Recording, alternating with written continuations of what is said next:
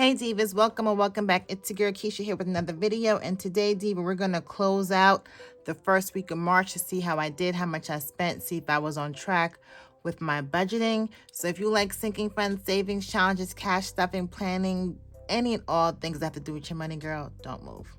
All right, Diva, well, I'm working out of my budget planner. This is the PDF version. You can find this on my Etsy shop, link down below. And we're just gonna get straight to it.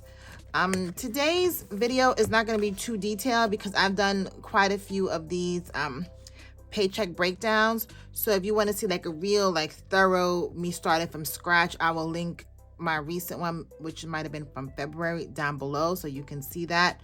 So as you can see here, I've done a lot of the pre-work just to make this a little easier.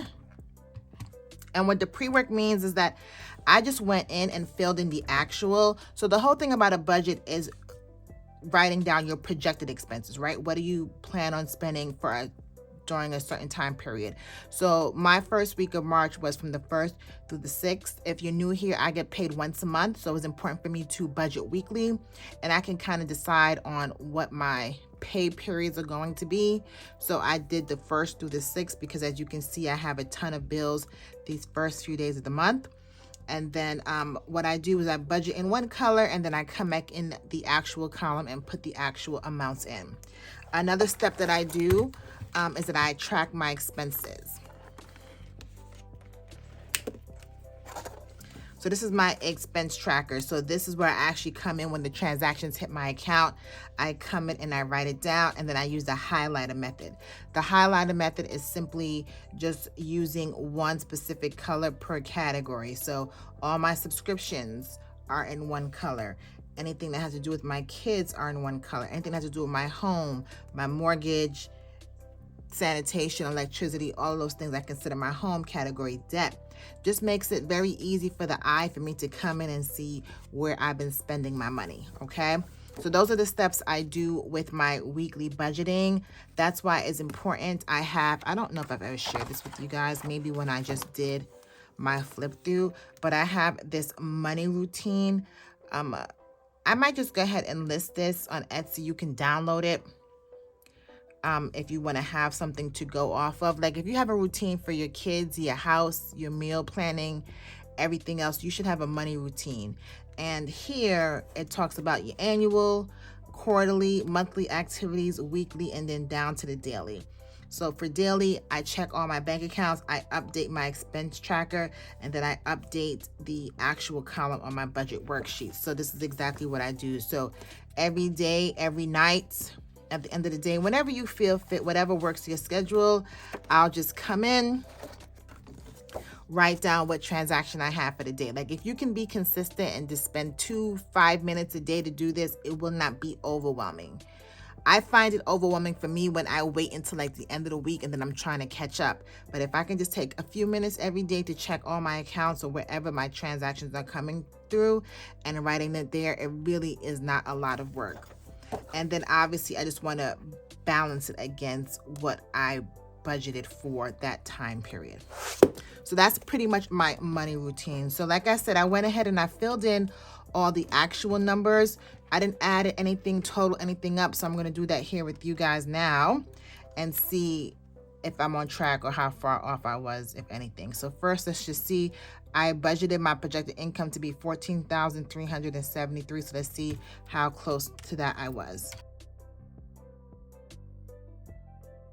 Okay, so I budgeted $14,373 and I actually bought in $14,391.89. So really close. Just one of these income streams. I don't know why I was using like an old number, but for the new year we got a little pay increase, $20 or so. So that's the actual number there. Okay, now this is the big part. Let's see the bills. Did I budget accordingly? The one thing I'm happy for this week is that I didn't have any unexpected expenses. So particularly with this time period, something pops up and I forget to write it down here, but I was pretty accurate this week. So I'm just going to go ahead, add this all up and see what I'm looking at for the first week of March.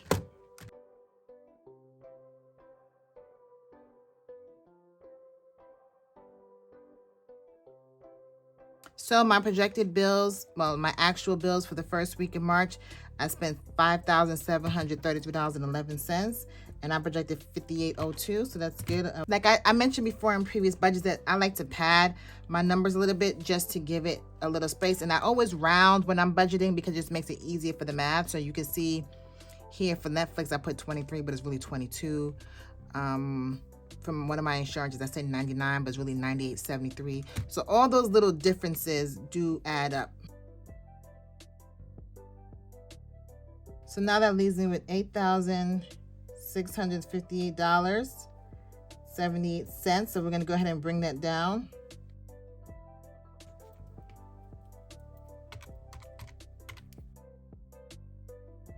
So after my Roth IRA, we're at $8,608. Let's move over here to the top. So I'm going to do the same thing like I did over here. I'm going to add everything up and see where we are.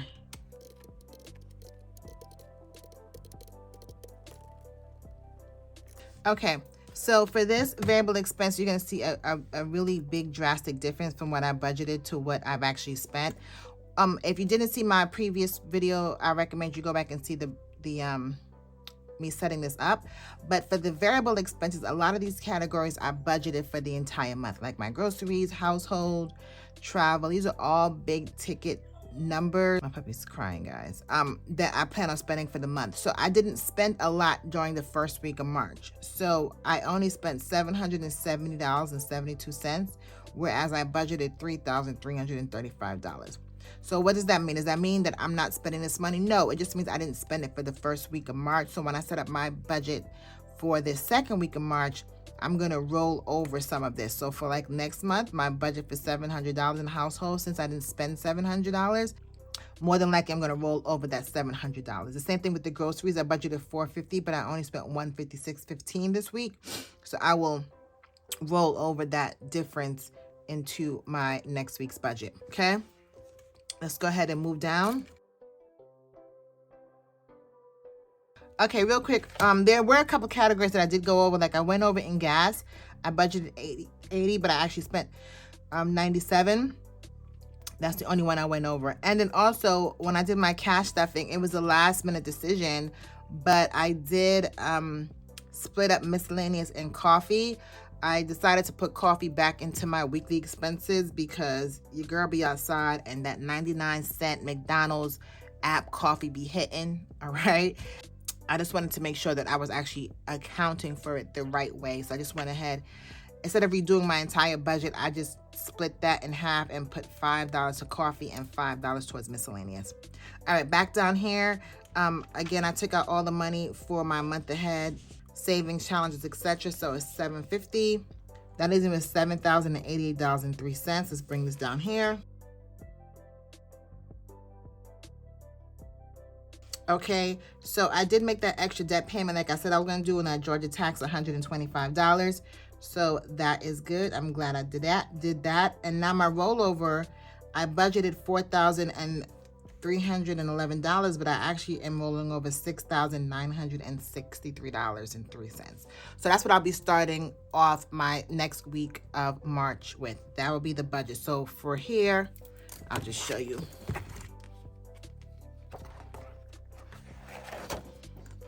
So when I do paycheck number 2, my income for that week will be rollover, actually $7,088. I won't be actually having any income, new income. This is just the income that I'm rolling over into the second week in March. Okay, so that's how I close out my weekly budget. Okay, so like you can see, I budgeted what I actually spent and then what I actually have left over, which is awesome. So now the final step of my weekly closeout process is this part, my weekly check-in. Got a lot going on here. Okay, so what my weekly check-in just gives me a quick snapshot of what I've spent throughout the week. Like I said, I went ahead and filled in the categories. So these are all of my budgeting categories. I have a lot of categories, but I've been doing this for some time now, and I just know how I like my money sliced and diced and what makes sense to me. If you're first starting off, you may not need that. You may just have bills and food and maybe beauty, you know, just, I mean, there's like 5 or 6 essentials. But for me, breaking down the categories to this level of detail just works best for me and my financial journey.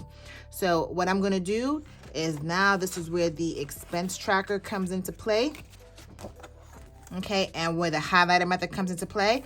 So I'm just gonna come over here, add all of the amounts in the particular category, and that'll give me my totals for the first week in March. I'm gonna go ahead and fill this in, and then I'll be back to walk you guys through.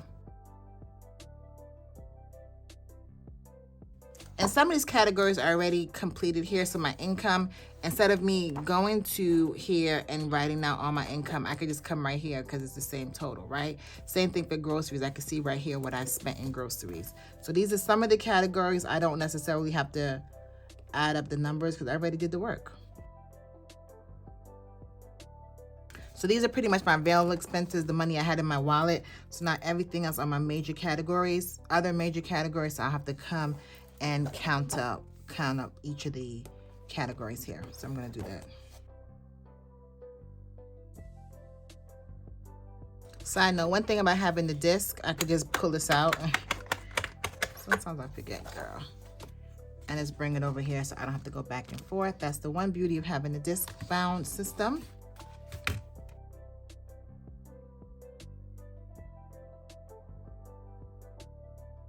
Okay. All of the categories have been filled in. So now I'm just gonna go ahead and add everything up and see what my total spend was for the first week in March.